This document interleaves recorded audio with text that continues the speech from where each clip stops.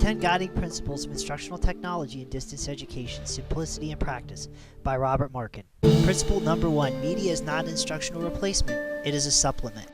Principle number 1 tells us that you cannot use a chalkboard full of information to replace quality instruction. Successful instruction uses media as a substitute, not a substitute, and you'll see this in the next example. P itself is always even, and we can write P equals 2s, where s is some other integer. Substituting P, we find P to the second power equals 2s to the second power equals 4s to the second power equals 2 q to the second power, and we find, who can tell me? Anyone?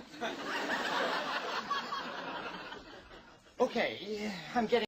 As we saw in the previous example, matching media in your instructional approach is critical. Next, we'll take a look at some media used in distance education, and this list was compiled by the United States Distance Learning Association. The most common types of media used for distance education are pre-recorded audio, audio conferencing, video elements such as video chat or interactive whiteboards. Interactive whiteboards and video allow you the opportunity to demonstrate, while audio can be used to enhance lecture or other content. Principle number 2, understand the audience who will be viewing your media or course. Knowing your audience well is extremely important to the success of your instructional activity or media. You want to ensure that you know them. As you begin the development process, you avoid a situation like the one in the next clip. Oh, boy! Shabbat Shalom. Oh, that was lovely. What was that gobbledygook? Well, it's a blessing for my son. Po'ak Lord Weleko. That means nothing. It's gibberish. What? That's not gibberish, it's Klingon. Principle number 3, course and media elements should be kept as simple as possible. The third principle teaches us to keep our message as simple as possible. Sometimes we get a little too flashy, when simplicity will work just as well. Principle number 4, communicate with your stakeholders during the development process. When you begin the development process, an empty meeting room is the last thing you want to see. Communicate and get as many stakeholders from as many functional areas involved in the development process as you can, so communication begins early on. Principle number 5, knowing what goals or learning objectives the course media will be used to meet. Compare your learning objectives to your tentative ideas. Do you have a match? Because if you don't, you could end up in the situation like this next clip. Trying to teach kids how to catch a football with baseball bats is not really an effective instructional strategy. So you want to make sure that these content ideas match up with your learning objectives, or you're just going to create more headaches for both you and the learners who are participating in your activity.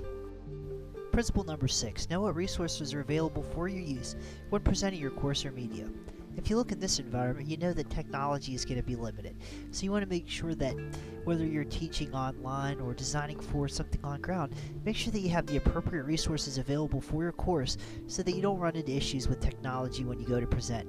This can cause a lot of frustration for both the instructor and students who will be participating in your activity. Principle 7, draft your idea and ensure that it meets the learning objective.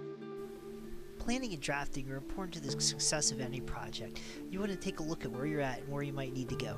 You just want to make sure that you don't get too excited at this stage, or you could end up like our friends in the next set of clips. Anatech deserves to go down. We're just the guys to do it.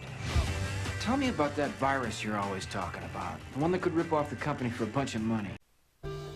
Plan and draft well and take the stage seriously, because if you don't, bad things can happen down the road, like our friends in the next clip. You are a very bad person, Peter. We're all screwed, that's what. Principle number 8, get feedback on your draft idea from your stakeholders. This form is not a good example of the type of feedback you want to receive at this stage. You want your feedback to be comprehensive, you want to ask relevant questions, make sure that you match your form to the type of need that you have, and make sure that you might need to offer incentives or some other kind of reward to increase participation from stakeholders. Principle 9, present your final draft before implementation. The key to success with Principle 9 is to use it to help guide your final draft. Clean up any issues that you may have, get as much feedback again as you can, and get your course or media ready to go and ready to be presented to the students and instructors who will be using it. Principle 10, implement your course or media and allow for continuous feedback and improvement. A continuous improvement model, even one as simple as the one shown here, will allow you to make updates to your course in the future. You may need to do this for content-sensitive areas like information technology, or for upgrades in technology such as a switch from WebCT to Blackboard. You want to make sure that you're able to go back and make these updates without having to totally redesign your course or media. Thank you for taking the time to watch my presentation on the 10 guiding principles of instructional technology and distance education.